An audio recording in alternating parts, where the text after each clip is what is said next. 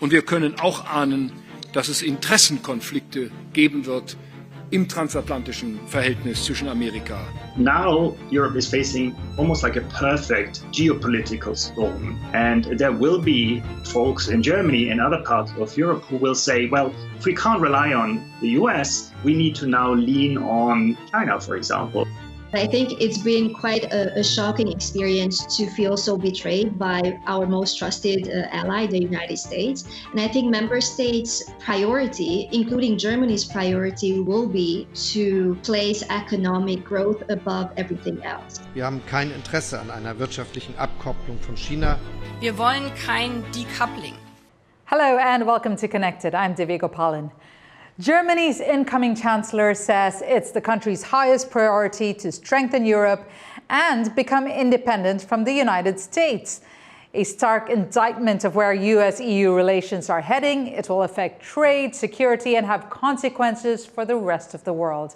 And to understand the direction of the new government and its impact, especially in this part of the world, we're joined from the United Kingdom by Andreas Fulda, who is an associate professor at the University of Nottingham, and from Taipei, Zsuzsa Ferenczy, an assistant professor at National Donghua University in Hualien. She has worked as an advisor to the European Parliament and written about relations between Taiwan, China, and the EU. Great to have you on the program, both of you, but I'll start with you, Andreas. Can you briefly break down the results of the vote and tell us what's going to happen next?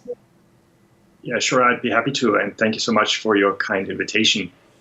Well, first of all, Merz is going to be the next German chancellor. Secondly, he is going to enter a grand coalition with the Social Democrats. That's going to be the fourth in 20 years, believe it or not. And third, the far right, AfD, has unfortunately done too well in the east, but also in other parts of Germany. And that suggests that moving forward, not all is well when it comes to domestic politics in Germany. Right, and we will dig into what that will mean for international relations as we go through this program. But before that, Zsuzsa, how closely is Taiwan watching these elections? And I understand that Germany is Taiwan's largest trading partner in the EU. Just like Europe, Taiwan has been experiencing quite a lot of pressure in the international context with Trump's return to the White House. So I think in this regard, we will be very curious to see how in the coming months the new German government will come to fruition and what this will mean for Taiwan and also Europe, and in particular for Europe's relations with Taiwan. Okay, before we continue, let's hear from the new Chancellor Friedrich Merz and how he sees global security. Wir können annehmen, dass der Schutzschirm der USA für uns zumindest sehr viel teurer werden wird. Und wir können auch ahnen, dass es Interessenkonflikte geben wird im transatlantischen Verhältnis zwischen Amerika und Europa.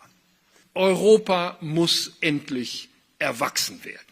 Und Europa muss vor allem sicherheitspolitisch endlich erwachsen werden.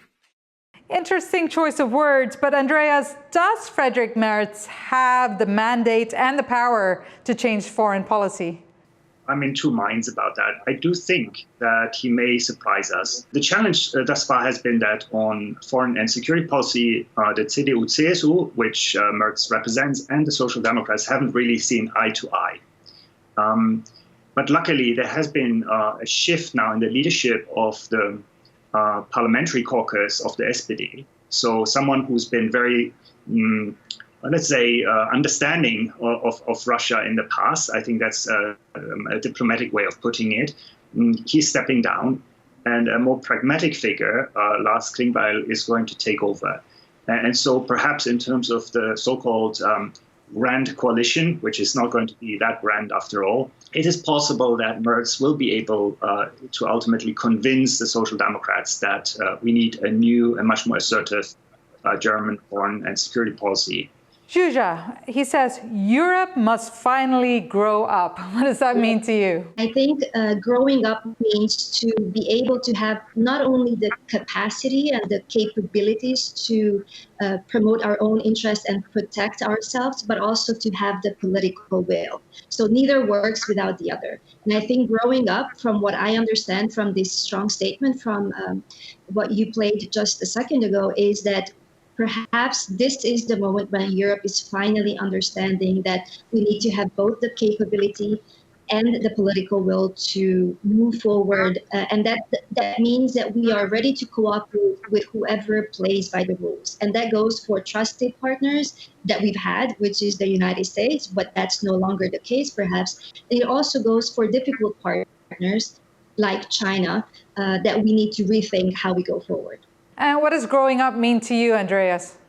This is, I would absolutely agree what's just been said. I would go a little bit further, though.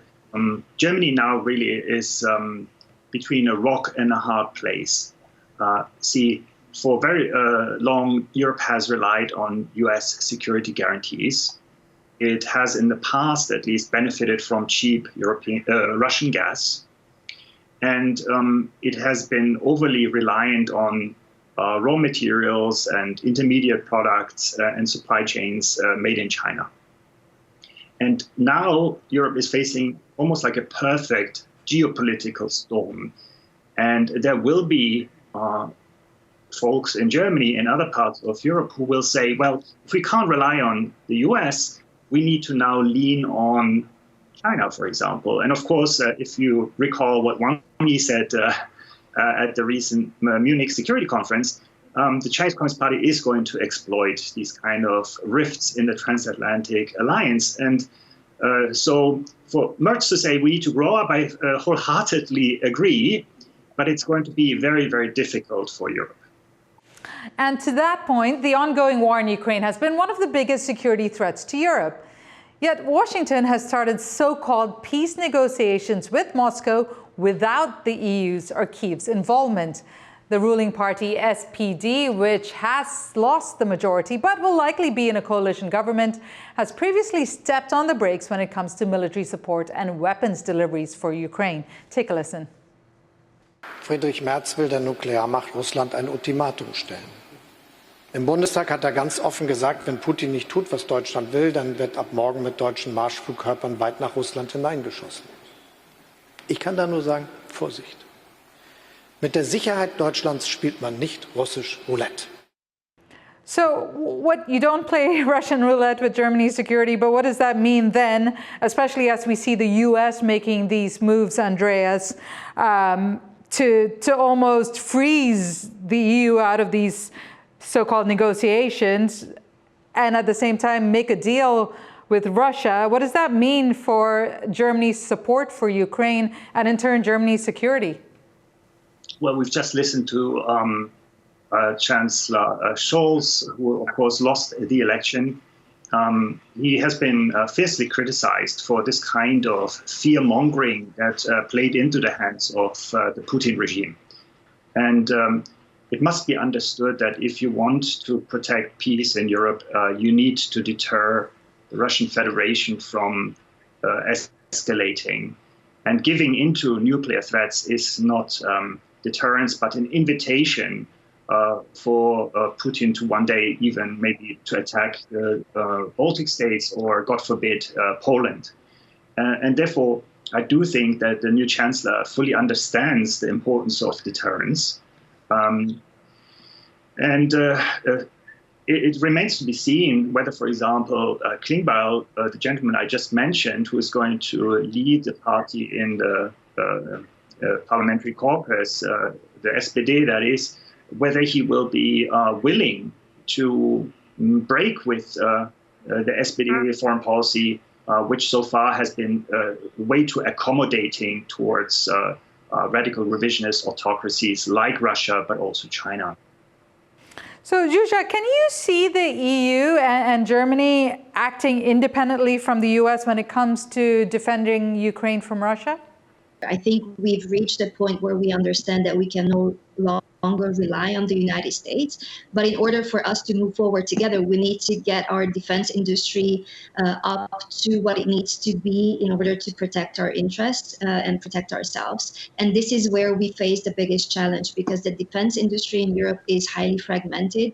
I think this is where member states need to be more on the same page. We've seen certain countries take lead, the Baltics, Poland, and I think there is a push in that direction. I do think that if things happen the way we hope that they happen in the case of Germany, and Europe wants leadership from Germany, I think we have the opportunity right now to actually move in that direction. And I should rephrase, it's not really an opportunity. We don't really have a choice. And I think listening to the different statements coming out from different parts of Europe, because we need all parts of Europe. We can't just talk about Germany and what Germany will do. I think we need to have this conversation with the 27 around the table, and all countries need to feel that they're part of this conversation.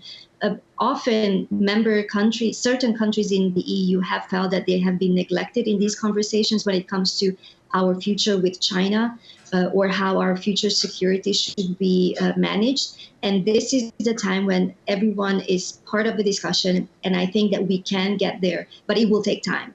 And in the meantime, we have to make sure that there is leadership. So again, and less thought on that, I think Germany has to take leadership, because the rest of Europe looks at Germany for coherence, for strategic view and leadership going forward. Let's now take a closer look at why it's so difficult to extricate Germany from its dependence on Russia. Connected producer Shirbashi does the math. Germany, the world's third largest economy and the third largest exporter behind only China and the USA. The engine of the European economy, contributing just shy of a quarter of the European Union's GDP and a crucial driver of EU policy. And now in crisis mode, as the country concluded its second consecutive year of economic recession, even as geopolitical pressures pile up. The invasion of Ukraine in 2022 laid bare the German economy's heavy dependence on Russia, with 52% of natural gas and almost 60% of coal coming from the Russian Federation. German energy prices shot to an all-time high and left crucial industries on the verge of collapse. Now, as growth dipped below zero for a second year last year, another vulnerability has come to the fore: Germany's heavy reliance on China. So, Andreas, we've seen the numbers there, but, looking overall at the country's well-being and being able to manage itself going forwards with its economy and the needs, what does that mean when it removes or tries to cut off those critical ties from Russia? Yeah, as I said, it's a perfect storm. And whilst trying to wean ourselves off the fossil fuels provided by Russia, we simultaneously have to diversify our trade ties. In a way, we need to divest from China, but that's difficult. And it's difficult in particular for four big conglomerates, namely Volkswagen, BMW, Mercedes-Benz, and BASF, who are heavily invested in China. And they really don't want to divest. So that's a big problem, because they have a lot of sway in Berlin.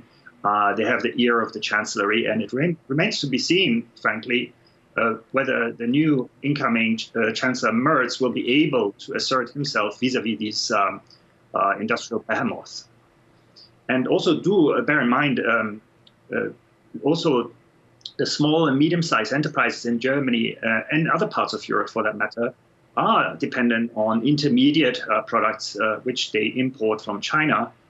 And last but not least, China is already present in Europe in terms of critical infrastructures. So think of ports, but also 5G telecommunication, and increasingly also electric vehicles.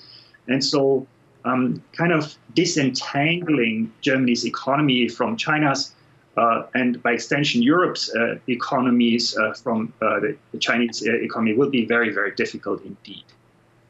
All right, since you mentioned that, I'm going to bring in Shirbashi again with the numbers on how Germany, that entanglement, as you call it, with China, especially with trade and in the auto industry. In 2024, Germany's government and auto industry opposed EU tariffs on Chinese EV makers. That is despite Germany's largest brands losing ground to Chinese electric vehicle manufacturers like BYD. And despite political tensions, German direct investment in China hit a record 11.9 billion euros in 2023, with companies still expanding due to its vast market potential. Beijing was Germany's most important trading partner in 2023 for the 8th consecutive year, with $283 billion worth of imports and exports. EU direct investment in China hit an all-time high in the first 6 months of 2024. Like previously, most of this investment was borne by Germany, as German automotive and chemical companies especially went all in on China. Germany has also more generally been seen as advocating a carefully balanced stance on China in the EU, taking credit for pushing for de-risking rather than decoupling as the European Union's official strategy. In its first official China strategy in 2023, the German government defined China as a partner, competitor, and systemic rival, taking pains to emphasize: Wir haben kein Interesse an einer wirtschaftlichen Abkopplung von China. Wir wollen kein Decoupling. But German officials have also posed conditions and expressed a sense of urgency to address the risks. Und wir können uns einfach kein zweites Mal das leisten, was wir uns leisten mussten durch den russischen Angriffskrieg, nämlich über 200 Milliarden Euro gesamtgesellschaftlich dafür aufzuwenden, dass wir uns aus einer Abhängigkeit befreit haben. With Europe caught between an unreliable American ally and deep dependence on its systemic rivals in a time of increasing geopolitical tensions, will Germany's close engagement with China prove a vulnerability or an asset to the EU? A new government in Berlin will need to provide answers. Carrie Gunn and Shir Bashi for Connected. So, Zsuzsa, as we see the U.S. throwing more tariffs at Germany, and then this call for independence from the U.S. and extricating itself from energy in Moscow and the economy being affected in Germany. I mean, there are so many factors at play here. What does that mean to you or say to you about the relations with China at this point? Is it likely to look to China for more support economically? Well, certainly the temptation will be there to look for other partners that we can trust. And this is by no means to say that we can trust China. But I think it's been quite a shocking experience to feel so betrayed by our most trusted ally, the United States. And I think member states' priority, including Germany's priority, will be to place economic growth above everything else. So what that means is that member states will have to be looking to places where they see opportunities for growth. At the same time, the rhetoric has been that we need to de-risk, meaning that we should not pursue economic growth at all costs, but we need to de-risk. We need to work with international partners that we trust. And I think the de-risking is solid in our narrative, and it has been solid in Germany's narrative. But again, that's the problem, that it's the narrative that we've seen so far. So going forward, I think we need to see how Germany will be able to position itself both vis-a-vis the United States, Brussels, as in the European Union, and Beijing, while the rest of Europe expects Germany to kind of lead towards a de-risking that allows us to be less dependent, to address our critical dependencies. Andreas, you published a book last year titled Germany and China, How Entanglement Undermines Freedom, Prosperity and Security. Is Merz's government likely to look at it that way? Well, I certainly hope that some of the special advisors around Merz will have read the book, but I'm not holding my breath. Books are slow burners. But what I would, of course, recommend is to revisit this trifecta of seeing China as a partner, competitor, and systemic rival. Because I do think we need to also acknowledge that, in fact, the Chinese Communist Party-led China is a threat to European values and interests.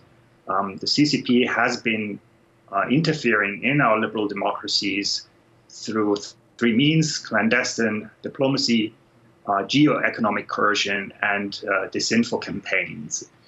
And that is not just systemic rivalry where we sit uncomfortable with an increasingly hard authoritarian China, but it is actually where entanglement is starting to hurt us in Germany and in Europe. And I think we need to acknowledge this inconvenient truth. And it doesn't mean we have to decouple, but I think we need to move beyond the de-risking narrative and start with the process that I call partial decoupling. For example, in industries where Chinese influence, or I would say the influence of the Chinese Communist Party, is putting our critical infrastructure at risk.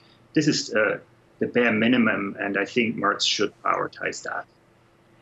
Right. So, Zsuzsa, let's bring it to Taiwan now. Would this maybe, if let's say Germany did not, or decided that it would likely have to look away from the U.S. and closer to other partners, what does that mean for Taiwan, especially if China happens to be one of those partners we'll have to ramp up partnerships and trade with? Taiwan is definitely interested in a strong Europe. And that means that if Europe wants to be strong, it needs Germany to be strong and to be clear on leadership together with France.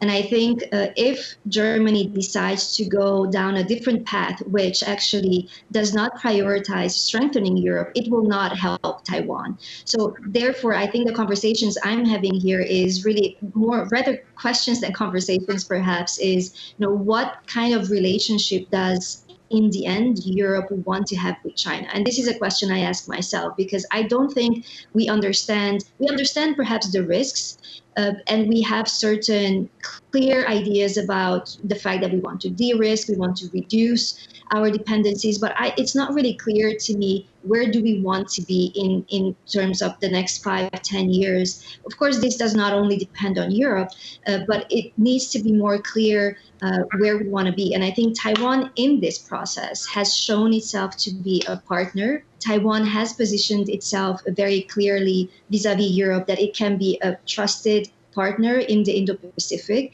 We now have Indo-Pacific strategy in Germany. We have it on the European level. So what we need to do is actually to take those measures that are needed in order to send a message to Beijing that we are open for business. I'm quoting the European Commission president, because clearly if we want competitiveness, we cannot close ourselves in, but we want partners that play by the rules, and we need to be very firm on that. And the firm position that we can have can only be rooted in a strong Europe. So I believe that we have started a process that looks at this region where I sit in the Indo-Pacific that is not reversible. I think Taiwan can play a strong role in that, but a lot is up in the air because, like I said earlier, it takes a lot of political will to get things done. Well, during the pandemic, it became clear how much the German economy relies on Taiwan when chip shortages severely hamstrung the car industry. So now Taiwan's TSMC is helping set up a fab in the East German city of Dresden. Now, the company owns about 70% of the new joint venture called ESMC, and investment in its first project is set to top about $10 billion, with over $5 billion coming from German and European subsidies. So, Taiwan is always, in many parts of the world, Taiwan is always said in the same breath as semiconductors. So, we cannot ignore that as a very important part of the relations between Germany and Taiwan. But is this new venture a sign of strengthening partnership, or is this a sign of, in essence, about reducing reliance on Taiwan? Yeah, I suppose it's a bit of both. From the German automobile manufacturers, they clearly want to kind of hedge their bets. Should there be war in the Taiwan Strait, they don't want to be cut off chip supply. But for TSMC to invest in Saxony, in a way, is a double-edged sword, I would argue, because it does, to a certain extent, undercut the importance of Taiwan as supplier of these chips. Now, the flip side of the coin is that it, of course, also gives Taiwan some leverage vis-a-vis the German government. It can show how important it is to what is still a very important industry. But what I'm missing from the conversation really is it shouldn't be just about subsidies for one big Taiwanese company or any other company for that matter. what the incoming Merz administration really has to achieve is to come up with industry policy and a plan for an economic future of Germany, but also Europe. And I think we have been missing plans for investments. And in part, it has something to do with a debt brake in Germany. There are severe caps on public investment, but also we have the European treaties which cap state subsidies. And I do think if we're competing with the United States and a state-led economy in China, we will need to rethink our approach to subsidies. And that is a conversation that I haven't seen really unfolding thus far. But if Europe is supposed to self-strengthen, we will need to talk about these financial instruments as well. Interesting. We're just about running out of time there, but Zsuzsa, before we go, we talk about the EU and Germany, for that matter, seeking, quote, independence from the US. Now, the US is Taiwan's biggest ally, and Taiwan takes a lot of cues from the US. What do you say that means for Taiwan's relations with the EU? I see that there are high ambitions on both sides in Europe and Taiwan to really give more substance to this relationship. There is a stronger pushback against attempts from the PRC to manipulate the reality, which is that our cooperation with Taiwan does not violate our relations with China. And I think this is the first step. Perhaps there is a level of wishful thinking and perhaps a positive sense in where I see Europe-Taiwan relations go forward, but I think that we've reached a point that there is no return, and the Taiwan narrative in Brussels is pretty solid. We just have to stick to that, and I think Taiwan needs to do its own part to make sure that Taiwan sees Europe equally an important partner. Right, and with that, we'll have to leave it there. Andreas Fulda, Associate Professor at the University of Nottingham, and from Taipei, Zsuzsa Ferenczy, an Assistant Professor at National Donghua University in Hualien. And for our viewers everywhere, it has been good to have your company. If you've enjoyed today's episode or have anything you'd like to add to the dialogue, join the conversation on our social media. And remember, stay informed, stay engaged, and stay connected.